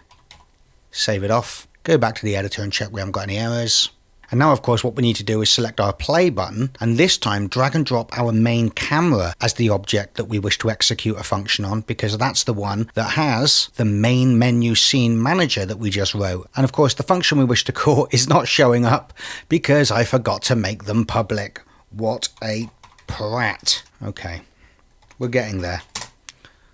This has been a long lesson. I'm very tired at this point. Okay, so going back to our play button again, we've already made an assignment to the main camera game object, and of course the behavior we wish to talk to is our main menu scene manager, and because we made the load game function public now, we can assign that as the handler for the play button. And we'll do the quit button now as well. So we'll select the quit button, we'll drag and drop a reference to the main camera game object, we'll tell it we wish it to call a function in the main menu scene manager behavior, and the function we wish it to call is the quit game function. Let's save the scene off. Go back to our scenes folder, load up the Bootstrapper scene, and hopefully that little bridging script will have solved our problem and we should be able to go straight into the game. And indeed we can. So the next task is to download the post-processing stack from the Unity Asset Store. This is a free asset that gives us a really nice stack of screen effects that will allow us to bloom our light sources in our main game scene. So let's first of all load up the main game scene, and let's go to the Asset Store by going to the Windows menu and choosing Asset Store. And what we're looking for is the post-processing stack. So I'm just going to type stack in the search. And right at the top there, you can see Post-Processing Stack by Unity Technologies, and it's free. So if you click on that, it will take you through to the Post-Processing Stack page, where you will have a button probably to download first if you haven't downloaded it before, and then import. But as I've already downloaded it, it knows that I have it stored locally, so it's given me a button to simply import it into my project. So I'm going to do that. And when the Unity package importer comes up, just click yes to everything. Everything's ticked, just import them and go, yep, I want you, baby. And then we'll wait for them to import. In this game, we're really not going to be utilizing the post-processing stack to its full extent. It's a very powerful stack of post-processing effects. Really, we're just going to use it to get a little bit of anti-aliasing, a bit of ambient occlusion, and also, more importantly, some bloom, so that the emissive surfaces of our light bulbs blur outwards and look like they have nice halos around them. If you look in your assets folder now, you should see there is a new folder that was created when we imported the post-processing stack. It's within this folder that all of the scripts and resources used by the post-processing stack exist, but you should never need to go in there. In fact, we can shut down the asset store tab now. We no longer need it. So in order to utilize the post-processing stack, there's two things we have to do. The first thing we have to do is add a script to our camera called the post-processing behavior. So let's do that now by selecting the FPS camera child of our FPS controller rig, clicking the Add Component button, and choosing to add the post-processing behavior. A post-processing behavior script can't do anything without the information telling it how you wish all of the settings for each processing effect on the stack to be executed. This information needs to be packaged together in a scriptable object called a post-processing profile. And you'll notice if you look at the post-processing behavior on our camera, it is waiting to be assigned an object of type post-processing profile. Like I said, this is actually built as a scriptable object, and we can create one by right-clicking and from the Create Context menu, choosing to create a post-processing profile. I'm going to create this in my root assets folder. And the profile that's created, I'm going to call Creeper Post-Processing Stack, like so. If we select this object now and look in the inspector, we can see all of the various effects in this stack that can all be enabled and disabled, and each one of these components in the stack has lots of settings that can be set. Now, describing what each one of these does and how to set them up would probably take several videos in its own right, so unfortunately I'm not going to be able to do that, but I will show you what I used to get the effects that I got in Creeper. So in order for our post-processing behavior script on our camera to use this post-processing stack, we need to drag and drop that reference. Because these post-processing profiles are essentially built as scriptable objects, it means that we can enter play mode and make our tweaks and settings to the post-processing stack while the game is playing, and any changes that we make will persist us exiting play mode. So let's do that now. I'm going to call up the game view, make sure it's not set to maximize on play, and then I'm going to press play. And what I want to do is position the camera so I'm looking at where my light sources are going to come on, so about here. Then I'm going to turn on my dynamic lights game object. Remember, this is all of the point lights in the scene that make this area illuminate. And I also need to temporarily turn on the emissive surfaces of our lights. So let me select them here. And you're reminded this is a material called Prop Battle Bus Lights FX. And if I remember rightly, I think we set the color to white when the power generator came on. And I think we set the emissive scale to about 1.6. Okay, so let me select the project view now and select my post-processing profile so it shows up in the inspector. And let me open up the game view a little bit. Okay, so the first thing we'll do is we'll enable anti-aliasing, and we should immediately see some of those jaggies disappear. Oh yes, they do. There are different settings and different methods that we can use for anti-aliasing. There's temporal anti-aliasing, which is far more expensive, so I'm just going to leave it at the fast approximate anti-aliasing, and let's put it on quality.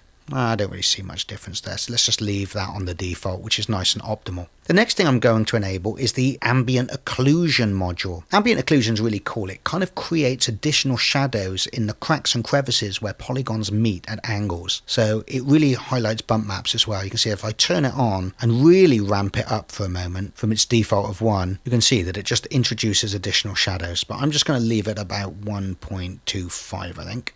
Yeah. And next up we have the bloom filter, which is the one I'm most excited about because that's going to make our lights look really cool. Essentially, this is a screen effect that will blur outwards the white emissives so that the lights look like they have, well, bloom on them, but like a corona or a halo around them. So let's enable bloom, and at the moment at the default settings, not a lot seem to happen.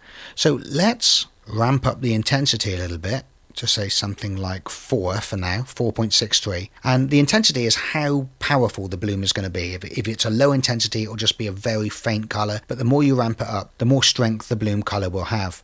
Next up, we have the threshold. You can think of the threshold as being like a minimum color intensity that will be bloomed. So as you move this down to lower values, lower intensity colors will be treated as colors that should be bloomed. Now at the moment, we're not getting quite enough bloom on these lights, so I'm going to slide this threshold down to just around about, well, 0.95 I think. And all of a sudden you can see these lights are blooming. Let's also move up the soft knee that kind of blurs it out nice and smooth, and also tweak the radius a tiny little bit. And I'm going to turn on anti-flicker as well, okay? So if you look at our lights now, wow, compared to them not being bloomed, don't they look different? Let's walk around the level and see what it would look like if we were coming back from just having enabled the generator. Hey, look at them, don't they look cool? Dun, dun, dun. Yeah, this all looks really bright now. Just makes the lights look so cool, doesn't it? Okay, so I like those settings. So if you zoom in on my bloom module now in the inspector and pause the video, you'll be able to copy my settings. Or of course, you can just use your own. You'll probably come up with something better than me. Notice how when I press stop, all of the emissives on our materials went back to how they should be. And that's, once again, our material controllers doing their job. And that really is our Creeper game complete. All that's left to do now is build the executable. And in order to build it, really, we want to have a custom icon. So I'm going to show you how I built the custom icon for Creeper. So for my Creeper icon, I want to use a head and shoulders shot of our zombie that's used on the main menu screen, our war zombie. But icons need to have a transparent background, so let me show you how I do that. So I'm going to drill down into my Dead Earth and Scenes folder. I'm going to load in our main menu scene. And I'm going to call up the game view. And what I'm going to do just temporarily is I'm going to disable the canvas, and I'm going to select the camera, and I'm going to set the background to solid color and also set that color to a bright green like so. What I'm trying to do here is create a nice vibrant background color so that when I bring it into Photoshop, I can remove that color very, very easily. Essentially, you can think of this as being like a chroma key effect. And what I'll also do temporarily is I will adjust my camera position. I'm going to move it along the Z a little bit so I can zoom in a little bit on the zombie's head and shoulders a bit better. I want to use as much screen resolution on this as I can, something like that. Then I'm going to press play, and I'm going to use Alt and Print Screen to try and grab a picture of this zombie in a good pose. I'm just trying to catch him in a good, sort of pretty symmetrical central pose. I think that might be the one. So let me now load up Photoshop, and because I have that image in the clipboard, if I choose to create a new image, the width and height should be automatically set to 1920 by 1050, as that's the size of the image I just grabbed. And then I'm going to paste from the clipboard into this image. Okay, so now using the marquee tool, I want to kind of crop out all of the surrounding stuff that I don't need. And then I'm going to go to the image menu and choose to crop. Now what I'm going to do is create a new image, which is going to be my actual icon. And I'm going to make the icon master 512 by 512. Unity will automatically resize the icons to the right size, but they need to be square. Okay, so I now have this blank image, and I'm going to go over to that screen grab now of my zombie, and with it all selected, I'm going to choose to copy that to the clipboard. And then I'm going to paste it into my new 512 by 512 image. And then using the selection/move tool, I can then move it around and sort of get him how I want him in the middle of the image there. Icons are pretty small, so we're going to want our zombie to take up almost as much space as he can. Next, I want to get rid of this green background, so I'm going to choose the wand icon, and I'm going to choose the magic wand tool. Basically, with this tool, I click on the green color and it should select all of the green. There you go, like so. If I zoom in on this, you can see that I'm going to get some really horrible sort of green edging around the outside. So what I want to do is bring this edge in a little bit. So if anything, it starts to eat into the outline of my zombie, because I don't want a green glow around the outside of my zombie where some of these background pixels stayed in there. So I'm going to, with the selection tool selected again, click the refine edge button. And what I want to do is turn off feather for now. And I want to increase the expand so that I start to eat into my zombie here. Yeah. So you see that dark outline? That's where I'm starting to eat into the pixels of my zombie. So that's what I want. I'd rather lose a few pixels around the outside than not go in enough and have some green around the outside of my zombie. So I'm going to put the expand up to plus 100. So I think I really need to eat into this bad boy. Yeah, you can see now all of the lines are well inside the zombie. Perfect. Okay, let's now choose to deselect that. Let's zoom out a bit so we can see our zombie. Hey, that's looking like a pretty good icon, right? This checkerboard background is the transparency of the image, which is what we want. We'll save it as a PNG in a minute, which will preserve this transparent background. Okay, so the next thing we'll do is we'll give this a little bit of a pop by going to the image menu, the adjustments menu, and calling up curves.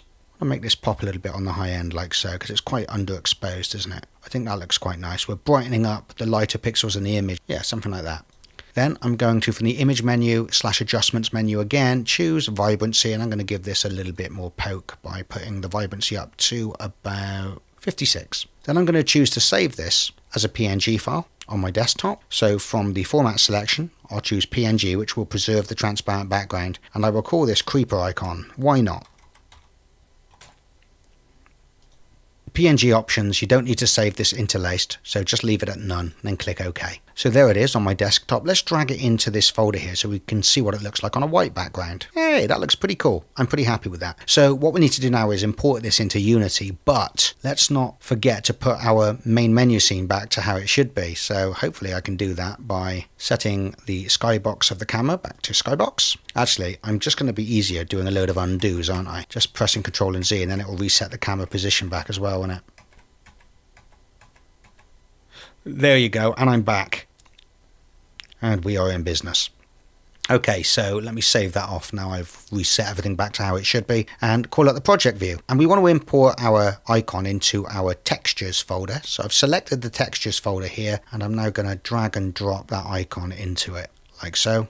So with our icon imported, we need to select it, and via the texture import settings, we need to tick that little tick box that says alpha is transparency, and click apply. And we can now see in the preview it has that checkered background identifying that it has correctly understood which parts of this image should be transparent. And all that's left to do now is build the game, and via the build settings tell it what icon we want to use. So I'm going to call up the build settings. I'm going to target PC, Mac and Linux, and the target platform is going to be Windows, and the architecture is x86 64-bit. And I'm going to choose player settings because this allows me to set the default icon. So you'll see at the top here there's a default icon texture picker, so let me click on that, choose our creeper icon. If we open up the icons drop down, you can see that our creeper icon has been resized, so it shows you what it will look like in all of the different sizes that it may be on all of the different platforms on which this runs. Or even on something like Windows, for example, there's several different size settings that you can have for the icons. Now for devices where you know you're going to be having smaller resolution icons, you really get better results not letting Unity resize them for you with bilinear resampling, because it can get a bit blurry, especially if your icon has any text in it. So for best results, you should really custom make your icons for each sizes, so you can make sure to keep bits you really need crisp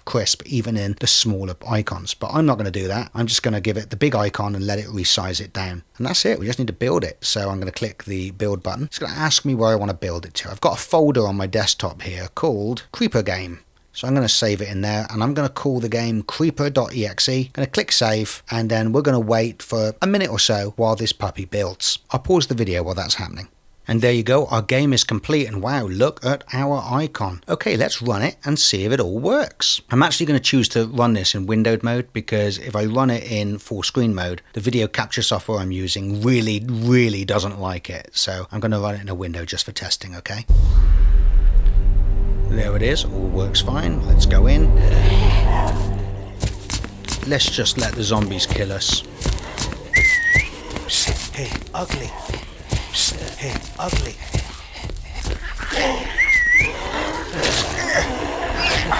Get away, get away, get away.